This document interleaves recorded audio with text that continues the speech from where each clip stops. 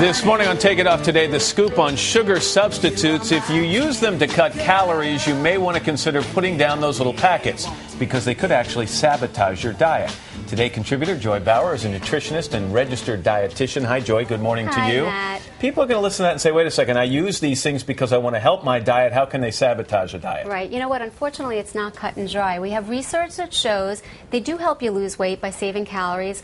On the flip side, we have research that also shows that perhaps you gain weight because they program our taste buds to crave sweet. And also, people have that mindset, well, I could compensate now with the high-calorie foods. So you have to be careful. And at the end of the day, I think everybody needs to curb their intake no more than 2 items with artificial or natural sweetener a day. But again, if you've just gone out and gorged yourself on a fast food meal and you're trying to feel better by using these, They're not working. that's the wrong strategy. Right. Generally speaking, they're sweeter than sugar, correct? Much sweeter than sugar. So we're going to start with saccharin, which was the first kid to hit the block. Right. So saccharin, if you can imagine that small little pile. Right over here. This is pure saccharin. It's 500 times the sweetness of sugar. It's equivalent to this much sugar. In the packets, there's only a speck of saccharin, and they bulk it up with other non-nutritive filler. Any negative side effects to saccharin?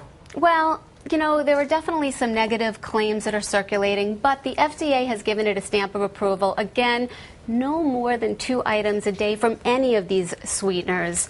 You know, just play it safe. And one has sugar and one has the saccharin. You want to give it a taste and see? That one was with sugar. This one? Oh, you're going to guess? Oh. This is the easiest test I've ever taken. I blew it!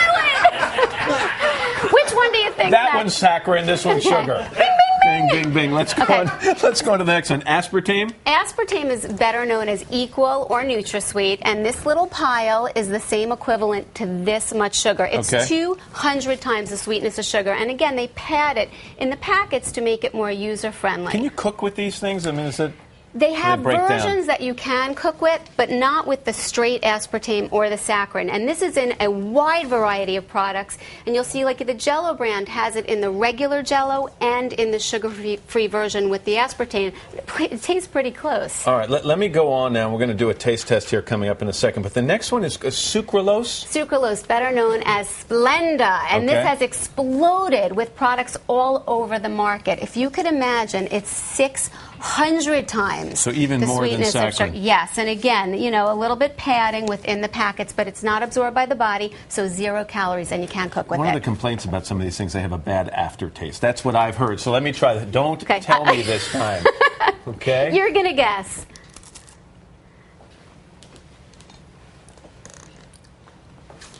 That tastes normal to me.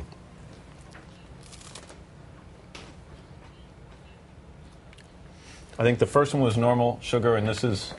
Did I mess that up? Nope, you're exactly right. Okay. Yeah. So the first one was sugar, and this one was Splenda. But it's good. It tastes pretty good, right? Yeah. So it's a nice alternative for a diabetic. So we have some new ones on the market now. Yes. Now, the appeal of stevia is it's natural. So it's not an artificial sweetener. It is from South America, from the stevia plant. It's extracted from the leaves, which are super sweet. Now, the straight stevia extract, which you can buy in a health food store, is the equivalent of 300 times the sweetness of sugar.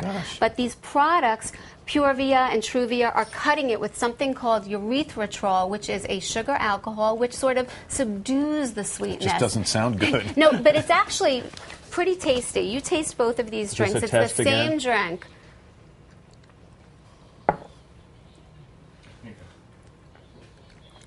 I'm going to say this is the Truvia because the packet is right in front of that one.